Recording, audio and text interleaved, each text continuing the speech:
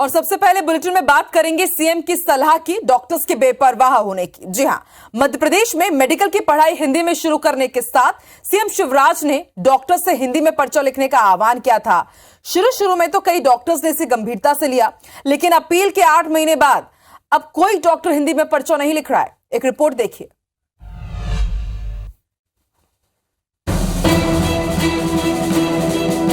शिवराज के हिंदी को बढ़ावा देने के आह्वान के बाद चिकित्सा जगत ने भी इसे गंभीरता से लिया और जगह जगह से हिंदी में डॉक्टरों के पर्चा लिखने की खबरें आई। सबसे पहले जहां सतना के डॉक्टर सर्वेश्वर सिंह ने श्री हरि से शुरुआत कर हिंदी में दवा पर्चा लिखा, तो सागर के मुस्लिम डॉक्टर औसफ अली ने भी न सिर्फ हिंदी में दवाई का पर्चा लिखा बल्कि शुरुआत श्री हरि से की। Doctor Ausaf Ali Rahatgarh bus stand के पास डेंटल क्लिनिक चलाते हैं। उनका लिखा पर्चा सोशल मीडिया पर खूब वायरल हुआ, लेकिन करीब 8 महीने बाद सीएम के आह्वान की गंभीरता डॉक्टरों की नजर में कम हो गई।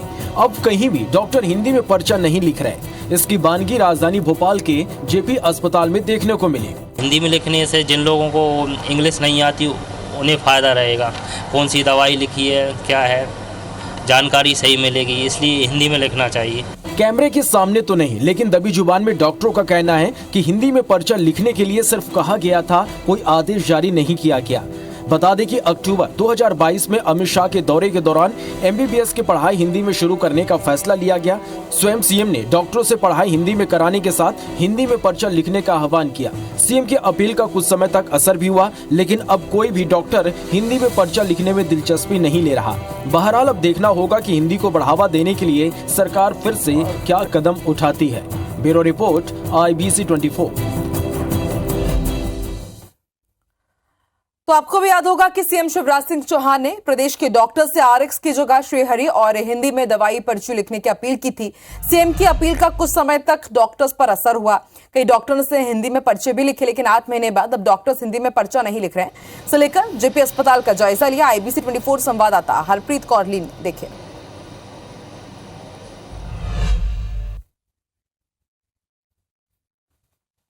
मध्य प्रदेश में एमबीबीएस की पढ़ाई हिंदी में शुरू करने से पहले मुख्यमंत्री शिवराज सिंह चौहान ने डॉक्टर से ये अपील की थी कि दवाई के पर्चे में वो RX की जगह श्री हरि और दवाइयों के नाम हिंदी में लिखें। इस वक्त हम मौजूद हैं भोपाल के जेपी हॉस्पिटल में।